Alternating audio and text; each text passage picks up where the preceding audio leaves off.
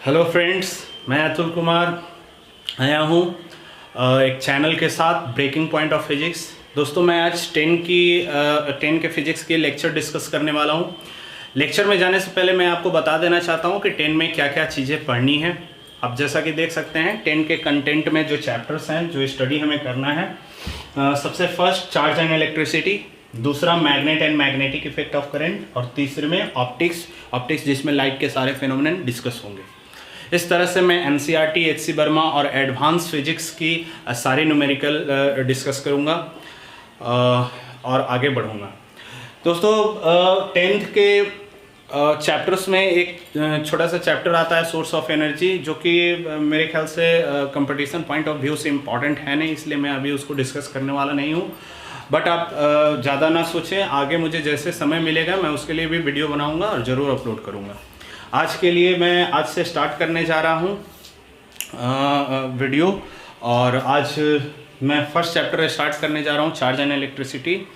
देखते हैं इसके बारे में आगे।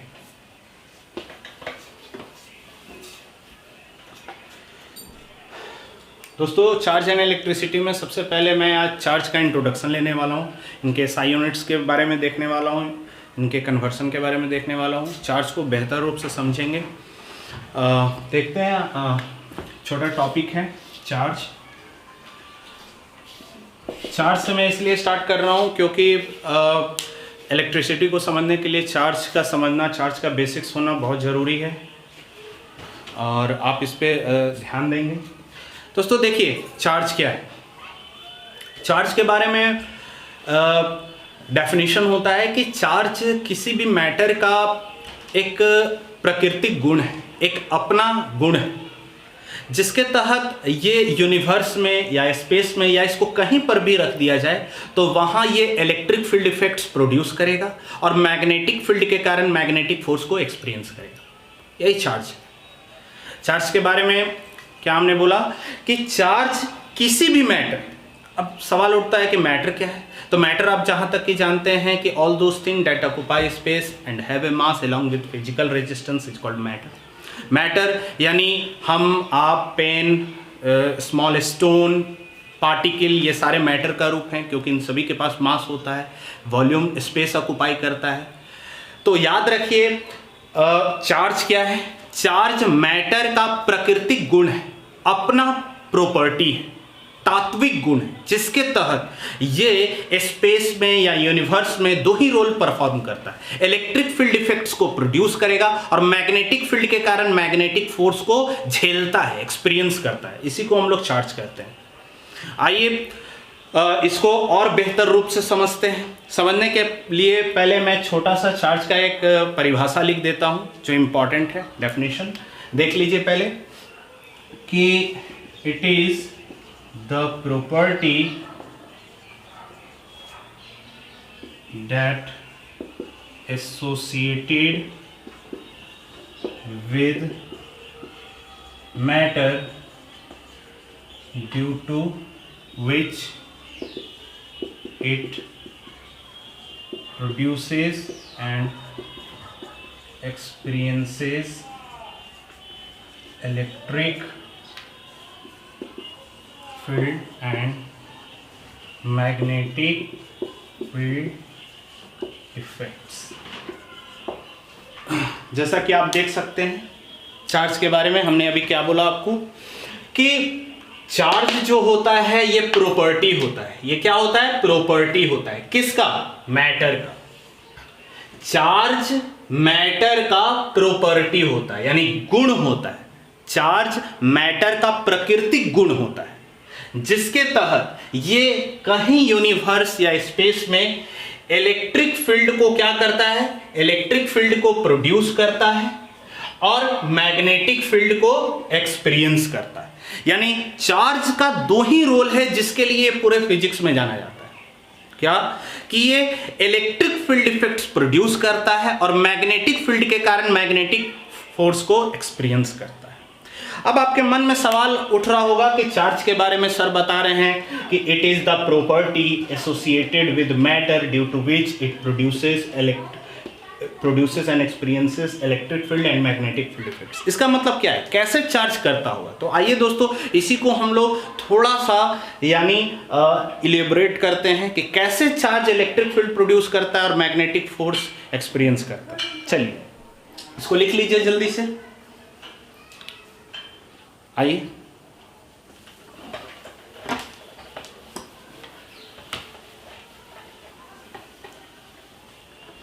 दोस्तों, हमने चार्ज के बारे में अभी पढ़ा है कि charge is a property associated with matter due to which it produces and experiences electric field and magnetic field effects. मतलब चार्ज के बारे में हमने ये सीखा कि ये क्या है, ये मैटर का एक गुण है, ये मैटर का प्राकृतिक गुण है जिसके तहत ये इलेक्ट्रिक फील्ड इफेक्ट्स का निर्माण करता है, इसको बनाता है और मैग्नेटिक फील्ड के कारण मैग्नेटिक फोर्स को झेलता है। तो ये कैसे क्या करता है आइए देखते हैं। सबसे पहले मैंने चार्ज के बारे में क्या कहा कि ये मैटर का प्रॉपर्टी है। तो हम क्या करेंगे कि सबसे पहले एक पार्टिकल बनाएंगे। मान लीजिए स्पेस में सपोज दैट हमने एक पार्टिकल बनाया, तो पार्टिकल भी मैटर का रूप होता है क्योंकि पार्टिकल के पास मास होता है और ये भी स्पेस या वॉल्यूम ऑक्युपाई करता है, इसलिए पार्टिकल भी मास का ही एक मैटर का ही एक रूप है। तो सपोज दैट हमने एक पार्टिकल बनाया, इस पार्टिकल के ऊपर हमने एक प्रॉपर्टी डाला प्लस एक गुण डाला। जैसे ही इसके ऊपर एक गुण डाला, एक प्रॉपर्टी डाला, ये बन गया पॉजिटिव चार्ज्ड पार्टिकल। आपको आगे पता चलेगा कि चार्ज दो प्रकार के होते हैं, पॉजिटिव और नेगेटिव। तो हमने एक पार्टिकल बनाया, पार्टिकल के ऊपर एक गुण डाला पॉजिटिव, जिसके कारण ये बन गया पॉजिटिव चार्ज्ड पार्टिकल। अब ये पॉजिटिव चार्ज्ड पार्टिकल चार्ज की तरफ बिहेव करेगा। अब ये क्या करेगा, ये अब चारों ओर इलेक्ट्रिक फील्ड इफेक्ट्स का निर्माण करेगा, यानी इस तरह से इलेक्ट्रिक फील्ड इफेक्ट्स बनाएगा चारों। कहीं पर भी इसको आप रख दें, स्पेस या यूनिवर्स के किसी भी स्थान में, तो ये इस तरह से इलेक्ट्रिक फील्ड प्रोड्यूस करेगा।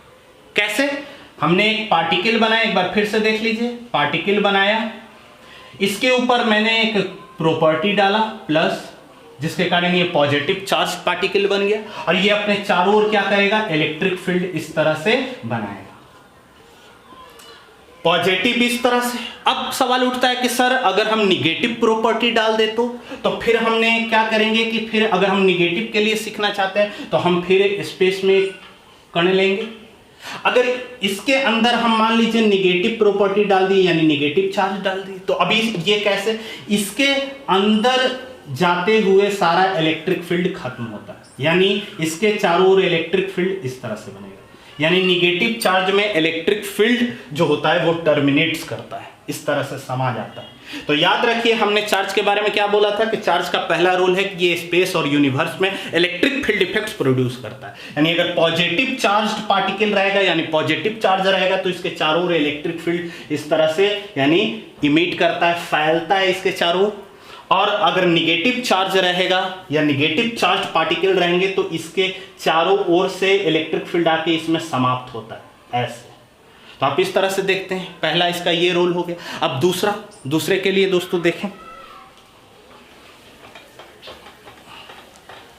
दूसरा हमने आपको चार्ज के बारे में बताया था कि ये मैग्नेटिक फील्ड के कारण मैग्नेटिक फोर्स को एक्सपीरियंस करता है। मतलब आप मैग्नेटिज्म में इसको और डीपली पढ़ेंगे, यहां पे ब्रीफ एक इंट्रोडक्शन के रूप में दोस्तों मैं आपको बता रहा हूं कि आप एक चीज याद रखें।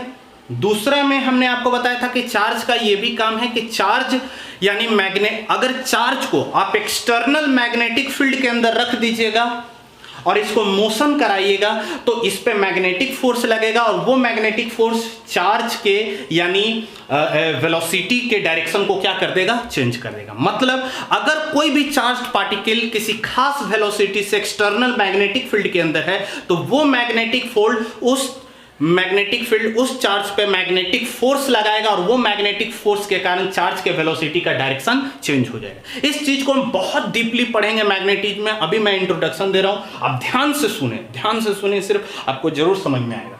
मान लीजिए सपोज दैट, जैसे मान लीजिए मैंने एक मैग्नेटिक फील्ड बनाया, ये मैग्नेटिक फील्ड का डायरेक्शन होता है इनवर्ड परपेंडिकुलर। ये मैग्नेटिक फील्ड कैसे है, ऐसे मैग्नेटिक फील्ड जा रहा है और प्लेन के अंदर परपेंडिकुलरी अंदर जा रहा है इस तरह से। ये मैग्नेटिक फील्ड है, ये सब मैं बताऊंगा, आप टेंशन ना लो। ये मान लीजिए मैग्नेटिक फील्ड है, मैंने इसको बी वेक्टर से दर्शाया।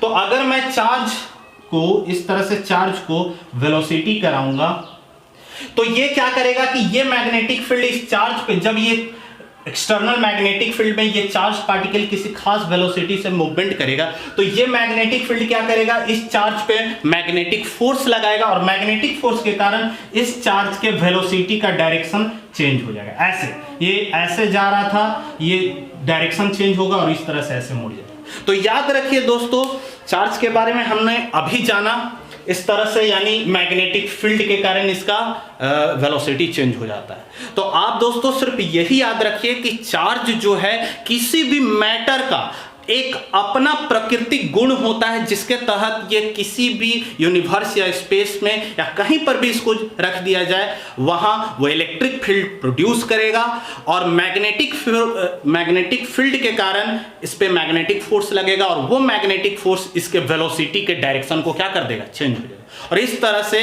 ये कंट्रीब्यूट करता है फिजिक्स के अगले यानी आगे जो भी फिनोमिनन है चार्ज का, ऐसा ही कंट्रीब्यूशन होता है। तो इस तरह से याद रखें, चार्ज के बारे में डीपली हम ऐसे समझेंगे कि चार्ज का दो ही रोल है कि ये अगर स्थिर या ये रेस्ट में कहीं पर भी यूनिवर्स में रहा तो इलेक्ट्रिक फील्ड इफेक्ट्स प्रोड्यूस करेगा और मैग्नेटिक फील्ड इफेक्ट्स को एक्सपीरियंस करेगा। इलेक्ट्रिक फील्ड इफेक्ट्स कैसे प्रोड्यूस किया, मैग्नेटिक फील्ड कैसे लगेगा, इन सभी को मैग्नेटिज्म में सीखेंगे। अभी चार्ज का दोस्तों ये इंट्रोडक्शन है। आप समझ सकते हैं इस तरह से कि अगर एक्सटर्नल मैग्नेटिक फील्ड में हमने पॉजिटिव चार्ज को एक खास वेलोसिटी दिया तो ये मैग्नेटिक फील्ड के कारण इस पर मैग्नेटिक फोर्स लगेगा और ये मैग्नेटिक फोर्स इस चार्ज के वेलोसिटी के डायरेक्शन को क्या कर देगा, चेंज कर देगा। और इस तरह से यानी चार्ज इंट्रोड्यूस होता है। दूसरी बात दोस्तों कि जो चार्ज होता है, चार्ज का दूसरा कंसेप्ट भी है। चार्ज दूसरे तरह से भी डे टू डे लाइफ में यानी इंपॉर्टेंट रोल प्ले करता है।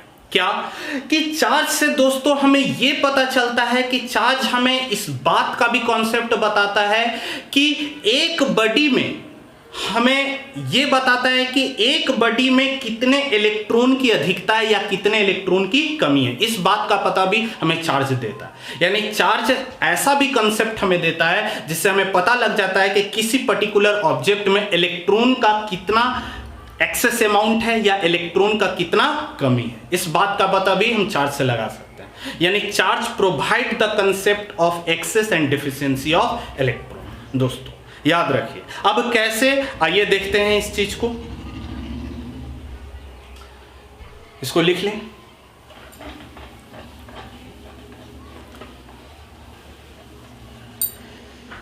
देखिए दोस्तों, चार्ज का दूसरा पॉइंट क्या है, पहले लिख लीजिए कि चार्ज से हमें यह पता चलता है या चार्ज से हम ये पता कर सकते हैं कि एक ऑब्जेक्ट में इलेक्ट्रॉन की कितनी अधिकता है, यानी इलेक्ट्रॉन कितने एक्सेस अमाउंट में है या उस ऑब्जेक्ट में इलेक्ट्रॉन की कितनी कमी। इस बात का पता भी हम चार्ज से लगा सकते हैं। कैसे, देखिए पहले इसको लिख लीजिए फिर हम उसको भी बताएंगे कि कैसे। सपोज यानी charge provides the concept of excess and deficiency of electron in a body। याद रखें, चार्ज से हमें यह भी पता चलता है कि charge provide the concept of excess and deficiency of electrons in a body. अब कैसे दोस्तों, आइए इसको भी हम लोग अच्छे से सीखते हैं कि कैसे पता कर सकते हैं। मैं इसको एक एग्जाम्पल की मदद से आपको बताना चाहता हूं।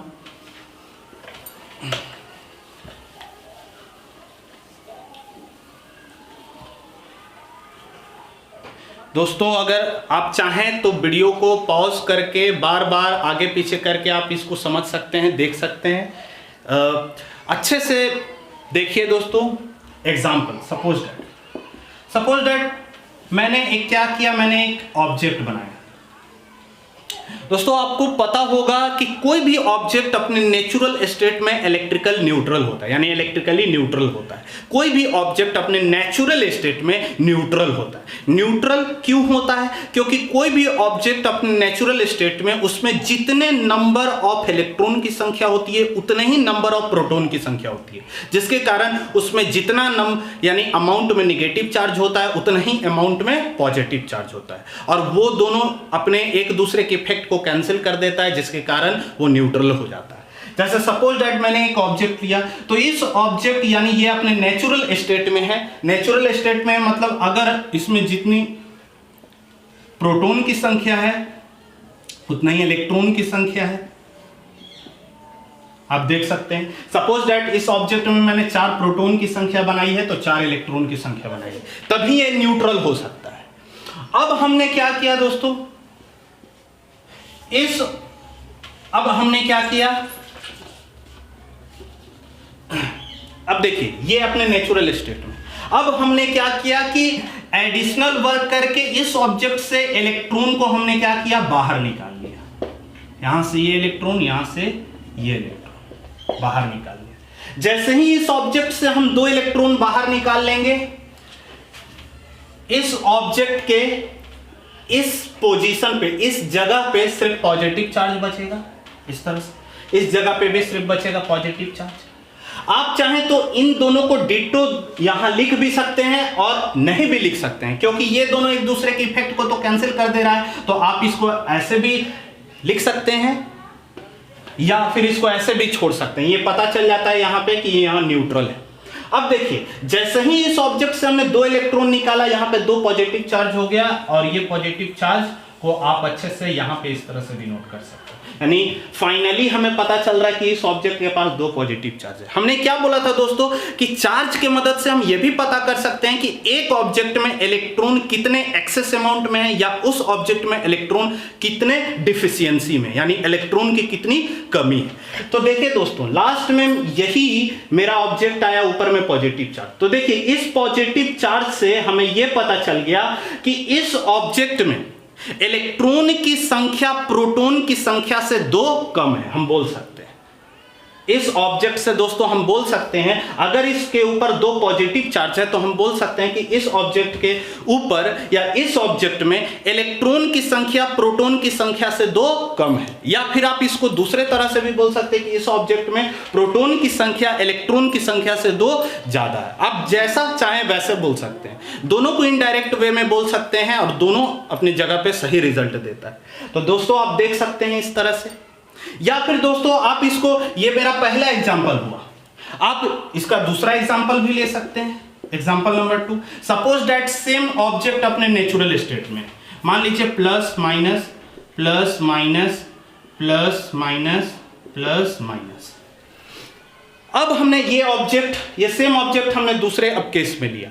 अब ये चूंकि आप देख सकते हैं, अगर हम बोल रहे हैं कि ये अपने नेचुरल स्टेट में है तो समझें कि ये ऑब्जेक्ट न्यूट्रल है। कैसे न्यूट्रल है? न्यूट्रल पता करने के लिए आप याद रखें, काउंट कर लीजिए, जितना नंबर ऑफ पॉजिटिव चार्ज है उतना नंबर ऑफ नेगेटिव चार्ज है। इसका मतलब है कि ये न्यूट्रल ऑब्जेक्ट है। ये तरीका है पता करने का। इसका मतलब है इसमें जितना नंबर ऑफ प्रोटॉन है उतना ही नंबर ऑफ इलेक्ट्रॉन है, इसलिए ये अपने नेचुरल स्टेट में। अब हमने क्या किया कि एडिशनल वर्क करके दोस्तों हमने क्या किया कि एक इलेक्ट्रॉन बाहर से यहां रख दिया और एक इलेक्ट्रॉन बाहर से लाके यहां रख दिया।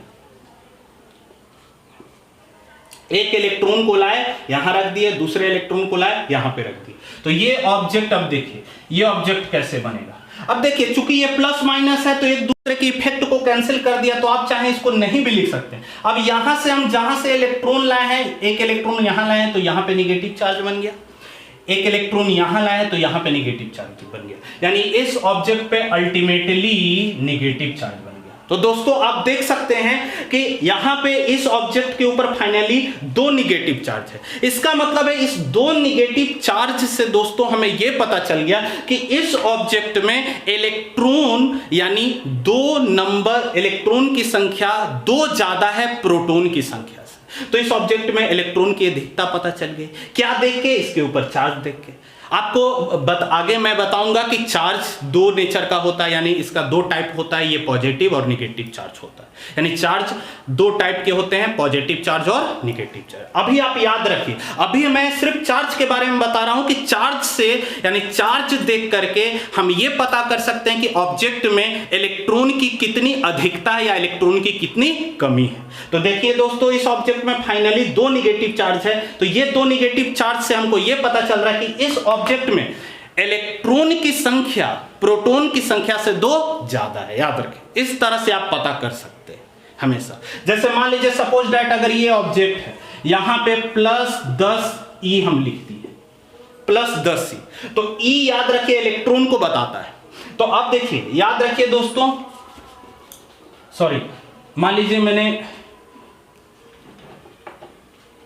इस ऑब्जेक्ट में इस तरह से लिख दिया 4। मैंने एक छोटा सा एग्जांपल लिया, अभी धीरे धीरे आप सीखेंगे। मैंने एक छोटा सा एग्जांपल लिया, मान लीजिए एक ऑब्जेक्ट हमने बनाया और इस तरह से इस पे 4 यानी माइनस चार्ज लिया। तो ये चार्ज माइनस, ये 4 निगेटिव चार्ज जो है, 4 नंबर के जो 1 2 3 4 जो 4 निगेटिव चार्ज है, ये बता रहा है कि इस ऑब्जेक्ट में इलेक्ट्रॉन की संख्या प्रोटॉन की संख्या से 4 ज्यादा है। याद रखें, इस तरह से दोस्तों हम चार्ज के बारे में पता कर सकते हैं कि चार्ज जो है वो प्रॉपर्टी है मैटर का, जिसके चलते वो इलेक्ट्रिक फील्ड इफेक्ट्स प्रोड्यूस करता है और मैग्नेटिक फील्ड इफेक्ट्स को एक्सपीरियंस करता है। दूसरे नंबर में हम ये भी पता कर सकते हैं कि चार्ज की मदद से कि ऑब्जेक्ट में इलेक्ट्रॉन की कितनी अधिकता या कितनी कमी है, इस बात का पता भी हम चार्ज से लगा सकते हैं। आई होप सो कि चार्ज के बारे में आप समझ रहे होंगे। ये सारे कुछ मैं छोटा सा एग्जाम्पल लिया चार्ज के बारे में समझाने के लिए। ठीक है दोस्तों, लिख लीजिए आप।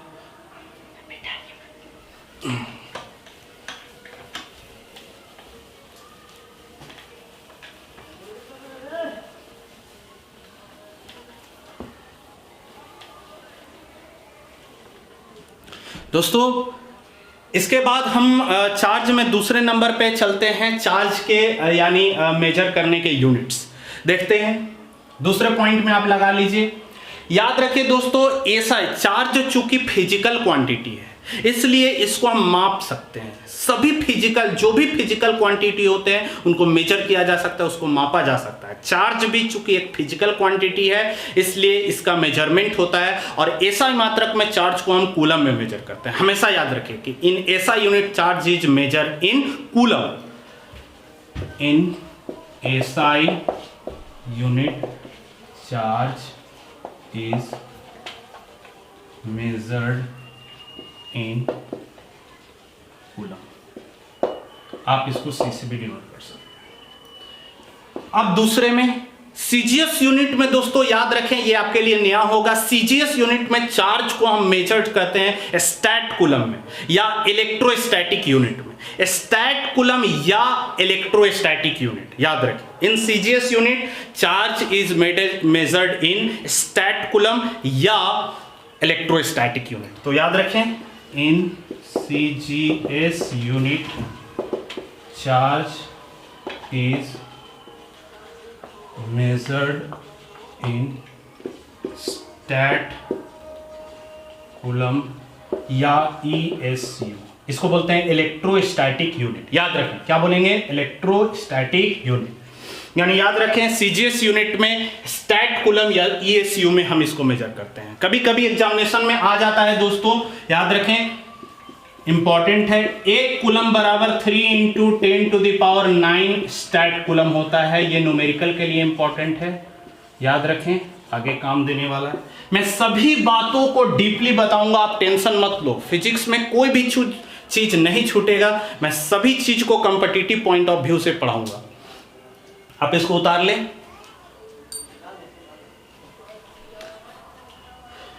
आई होप सो, जल्दी जल्दी करें दोस्तों। चलिए मिटाते हैं।